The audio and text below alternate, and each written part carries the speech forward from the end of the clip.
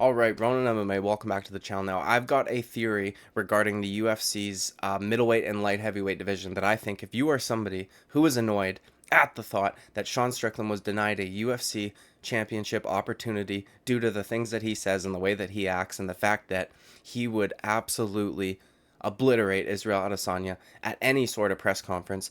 If that thought annoys you, I think that this theory might annoy you a little bit more, and it is annoying me. So just know that you are not alone. Okay, it is my opinion that the UFC could potentially be waiting to see how the fight between Jan Blachowicz and Alex Pereira plays out, so that as opposed to having Israel Adesanya defend his middleweight title on short notice in Sydney, Australia at UFC 293, they will have him be one half of a vacant UFC's light heavyweight championship bout.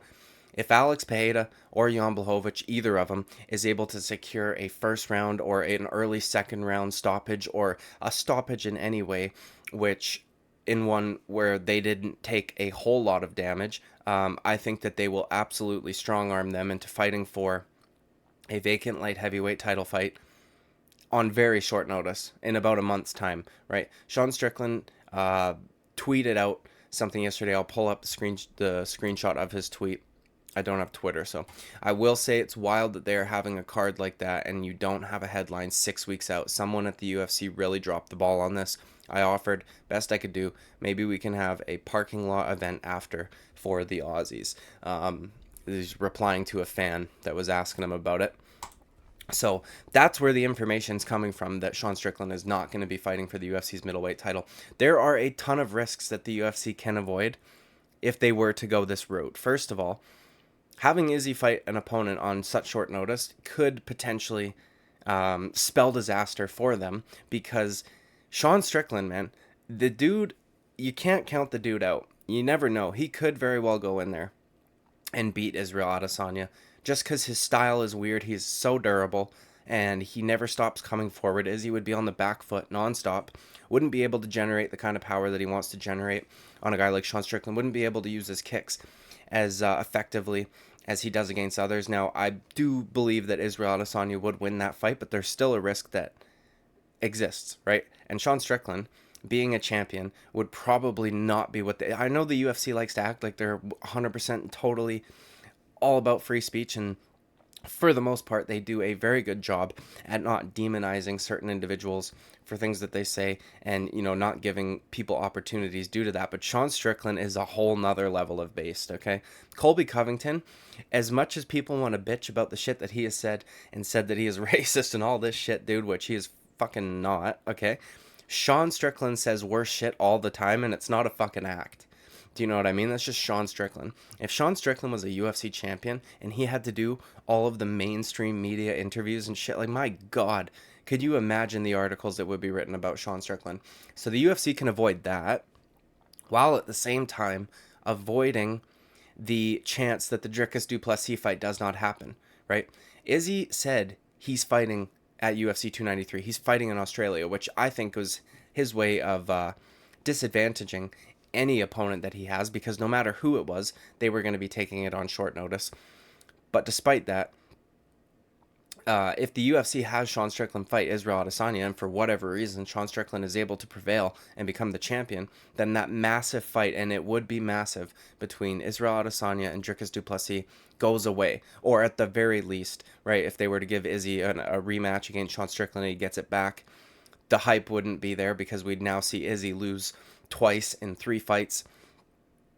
Whereas they could have him be one half of a vacant light heavyweight title shot, which would give him the absolute and total best opportunity to become a double champion.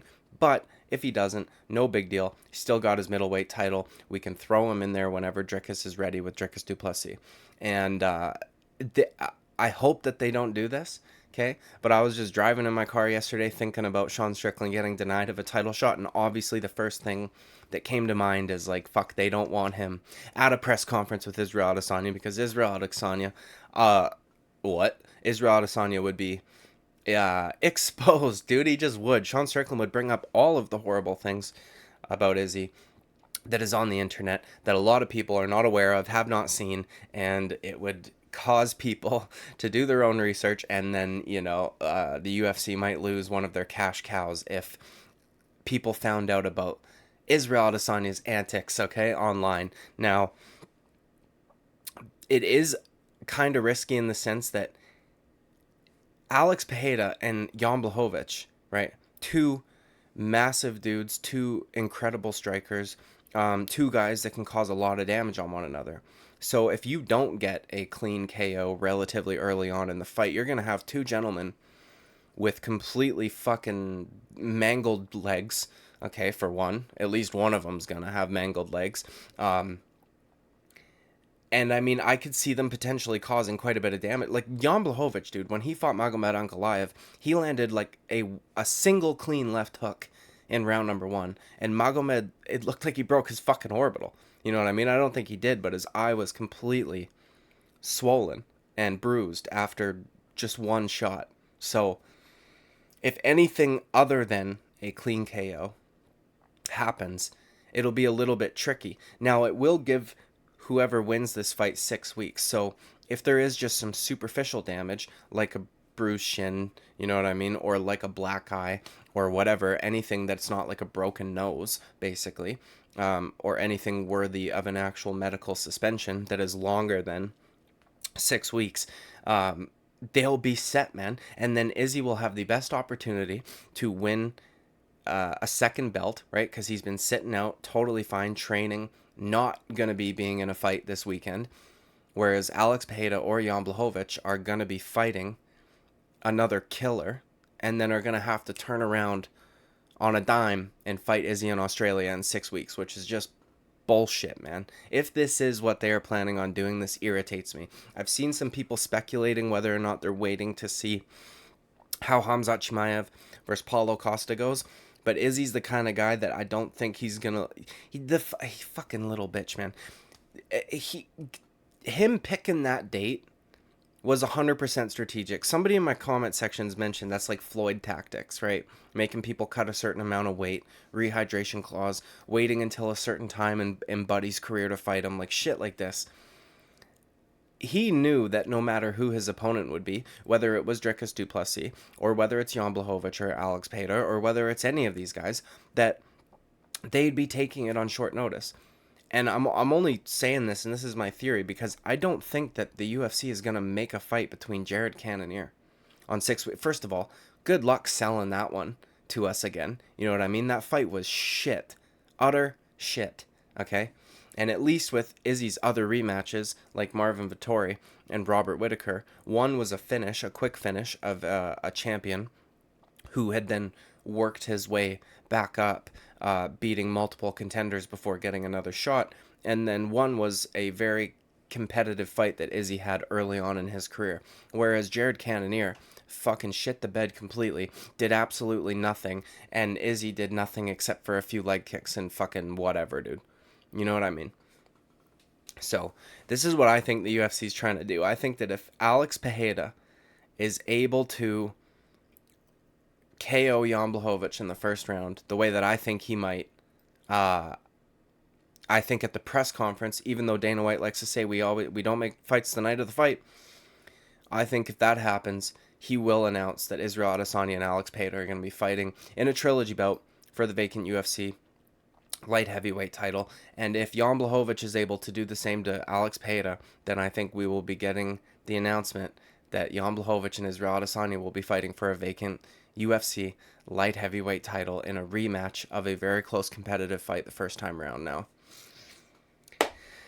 this could be bullshit, right? They could just tell Izzy, fucking, nah, pound sand, you are not fighting on this card. I know you wanted to. It sucks, but you're just going to have to wait a little bit longer. We're going to wait for Dricus. We're not going to risk losing that fight in any which way, shape, or form. But the fact that they are going to need a light heavyweight champion on paper relatively quickly here, and I still haven't heard a confirmed date as to when Yuri Prohaska will be returning. So, you know, they need a champion. They can't just have that belt vacant forever.